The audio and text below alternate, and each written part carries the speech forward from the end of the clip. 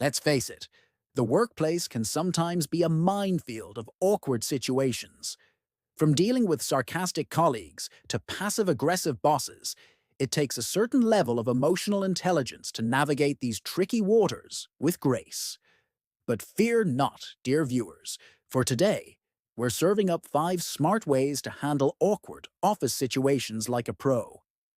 So sit back, relax, and prepare to master the art of responding to those cringe-worthy moments in the workplace. No. 1. When sarcasm hits, respond with class. Sarcasm, when done right, can be a great way to bond with colleagues over shared frustrations. But when it's used excessively or to belittle others, it can quickly become tiresome and even hurtful. So, what's the best way to respond when sarcasm is thrown your way? Why, with some good old-fashioned sarcasm of your own. When faced with sarcastic remarks, try not to take it personally. Instead, respond with a playful jab that shows you're not easily offended. For example, if a colleague says, "Oh wow, another all-nighter at the office," you could respond with, "Yep, just burning the midnight oil so I can get this project done before your team's magical land of procrastination." Just remember, sarcasm is all about tone and delivery. So make sure you're not coming across as mean-spirited or passive-aggressive. After all, you want to show them how truly mature you are. No. 2. Use humor to deflect passive aggression. Passive aggression is a common workplace behavior that can make for a toxic and uncomfortable environment. From gossiping colleagues to non-stop complainers, it can be challenging to know how to respond to such negativity. But don't worry, we've got your back. One effective way to handle passive-aggressive behavior is to use humor to deflect. When faced with passive-aggressive remarks, try not to take the bait and engage in a heated discussion. Instead, respond with a light-hearted comment that shows you're not fazed by their negativity. For example, if a colleague says, "Wow, someone must really love working overtime," you could respond with, "Yep, I just couldn't resist the extra pay." You know, it's hard being a slave to money. By using humor to deflect, you're able to diffuse the situation and show that you're not going to be drawn into their game. Just make sure your sense of humor is appropriate and not offensive.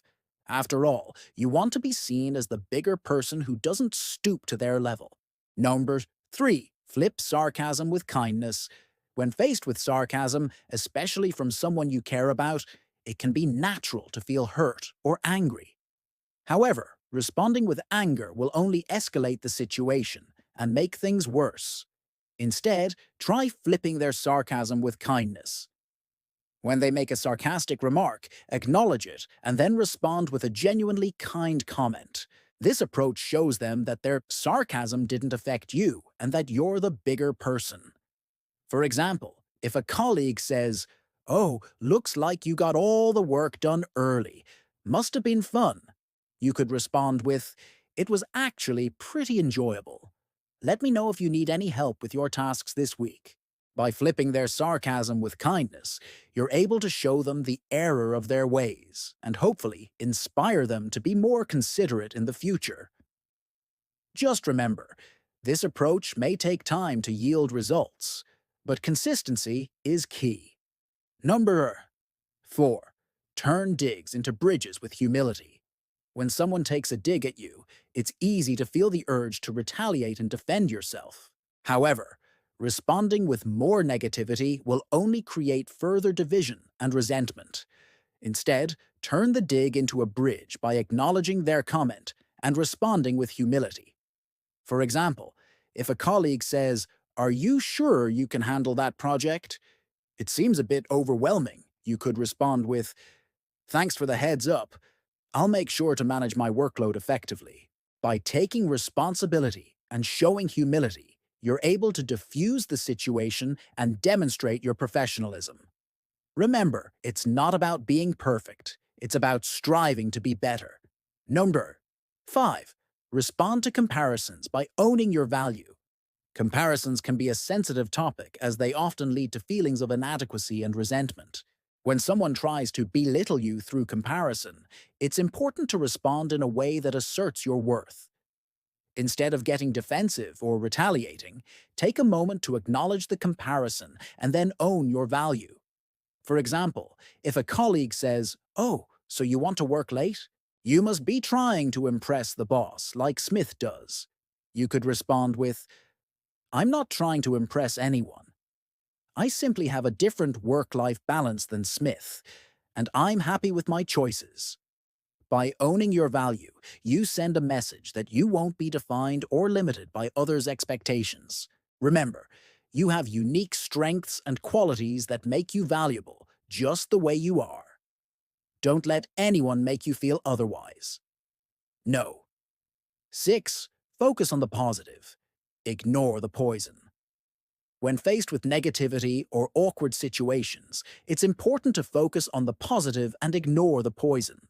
This means not giving power to the negative comments or actions of others, and instead concentrating on your goals and aspirations.